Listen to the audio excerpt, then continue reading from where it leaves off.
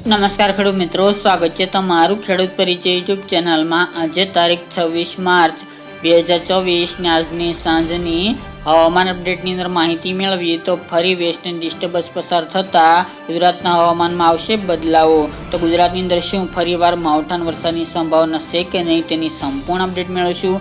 તાપમાનનો પારો કેટલો ઊંચો જઈ શકે છે તેની પણ અપડેટ મેળવશું। ચેનલમાં નવા હોય તો ચેનલને સબસ્ક્રાઇબ કરી દેજો અને વિડીયોને લાઈક આપીને તમામ ખેડૂત ભાઈને શેર કરી દેજો।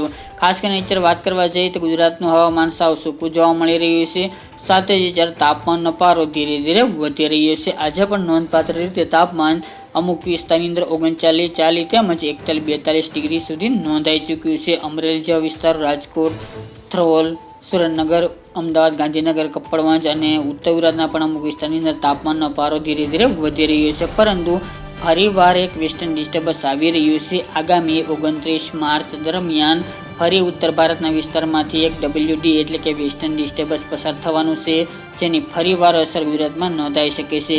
પરંતુ ખેડૂત ભાઈઓને ડરવાની જરૂર નથી, કોઈ માવઠું થાય તેવા સંજોગો જણાઈ રહ્યા નથી।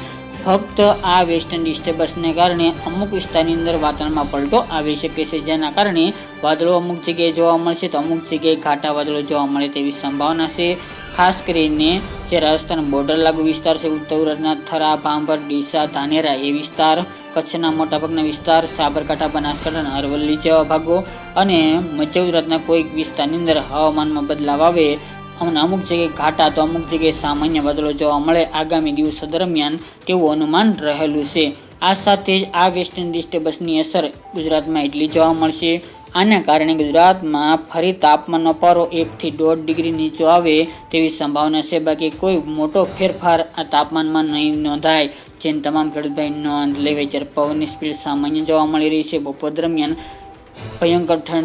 ભયંકર ગરમી જોવા મળી રહી છે। આ સાથે ફરીવાર ગુજરાતના હવામાનમાં બદલાવો આવી રહ્યા છે। ત્યારે ખાસ કરીને મિક્સ ઋતુનો અનુભવ આગામી દિવસો દરમિયાન ફરીવાર જોવા મળે તેવું અનુમાન રહેલું છે, બાકી ગુજરાતની અંદર માવઠું થાય તેવા સંજોગો હાલની અપડેટ મુજબ જાણવા મળતા નથી, એટલે કોઈ ખેડૂત ભાઈને ડરવાની જરૂર નથી।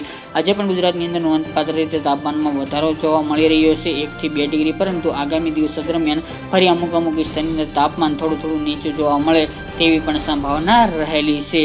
આ સાથે તાપમાનની આગામી દિવસોની વાત કરીએ તો ઉત્તર ગુજરાતના સાબરકાંઠા, બનાસકાંઠા, પાટણ, મહેસાણા, અરવલ્લી જેવા ભાગોની અંદર તાપમાન 39 થી લઈને 42 ડિગ્રી આજુબાજુ નોંધાશે।